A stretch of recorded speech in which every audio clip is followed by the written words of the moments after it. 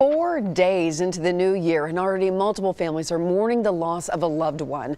And those behind the crimes are our city's youngest members.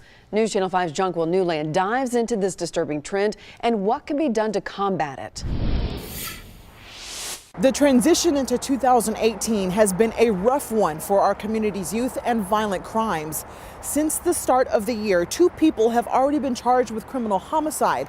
One is a 12-year-old, another a 16-year-old. At Greater Heights Missionary Baptist Church, Pastor Curtis Bryant and I sit down yet again for another discussion involving our community's youth and the violent crimes they're accused of committing. That it is so unfortunate, so heartbreaking, it's so constant, so unrelenting that so many families have to experience death and trauma to this degree. This time, however, it hits home for Bryant and his family.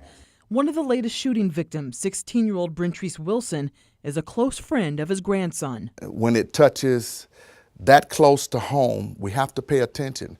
Often we don't think that it's a real problem until the problem comes to my yard. A 12-year-old is charged with criminal homicide in her death after the accidental shooting.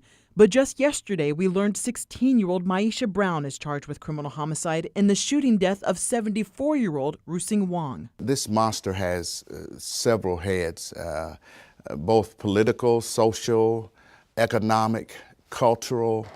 All of those things play a part in what our children perceive the world to be. And if they see guns constantly in the neighborhood, in the car, on the dresser, on the coffee table, tucked beneath the seat of a car, they become comfortable with that which they are familiar. Bryant knows the blame can't be put in one place, and it'll take the entire community to change this culture of violence. In Nashville, I'm Jonquil Newland, News Channel 5.